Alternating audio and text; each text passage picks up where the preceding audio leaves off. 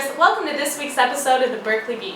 We'll be covering the 2012 presidential election results as well as the appointment of UC Berkeley's next chancellor. We'll also be discussing Berkeley-specific issues, including last Friday's Occupy activities and Tuesday's Prop 30 rally. I'm Thia Laurain. And I'm Kim Newton. The Berkeley Beat starts now. Last Tuesday, election results were live broadcast in Sproul Plaza as thousands of students gathered to watch. The students looked on as Barack Obama was confirmed for a second term, reacting loudly as each state's results were announced in real time. After Florida's presidential election results were confirmed on Thursday, the final count of Electoral College votes was 332 to 206. California voters not only re-elected President Barack Obama, but they also passed Proposition 30. Led by Governor Jerry Brown, Proposition 30 imposes a series of tax increases, which would aid the funding of public schools. The passing of this proposition prevented an increase in UC Berkeley tuition by 20%. As students of a public institution, the passing of Proposition 30 impacts us all. This past Thursday, UC Berkeley announced its selection for the university's next chancellor. Nicholas B. Dirks, who is Columbia University's Executive Vice President and Dean of the Faculty for Arts and Sciences, currently oversees 29 academic departments at the New York campus. If confirmed by the UC Berkeley Board of Regents this week, Dirks will take office after the completion of the school year on June 1st. Last week marks the one-year anniversary of the violent acts that took place on Sproul during the Occupy movement.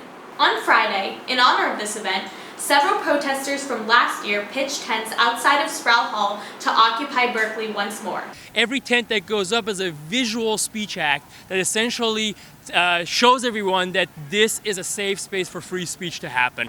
People gathered to symbolically represent the peaceful intentions of the Occupy movement prior to the forceful actions used by the police department last year. This year, protesters obeyed the request of UCPD and no violence took place.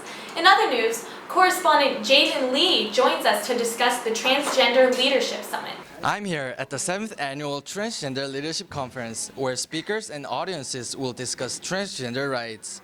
This year, they'll be debuting the Transgender Network and will be holding promotion workshop throughout the day. Attendees participated in various workshops in order to gain more awareness about health safety, networking, and other topics dealing with the transgender community. Held in Dwinell Hall, organizers voiced their gratitude to Berkeley for accommodating the conference and hoped that attendees would leave with a better understanding of their identity. Other participants said they left with a greater awareness on the group's issues and were able to communicate with others in the transgender network. Thanks, Jayden. And now it's time for Pick of the Week. This week we chose U Cafe. The U Cafe is owned by UC Berkeley alumni and opened at the beginning of this semester on Durant and Bowditch. They offer a variety of cakes and pastries, and they plan to open several branches at other universities if it is successful. There was a grand opening celebration on Sunday, but in case you missed it, you can head over to the U Cafe anytime since they're always open late. That's it for this week's episode of the Berkeley Beat. Be sure to watch Cal TV all week long.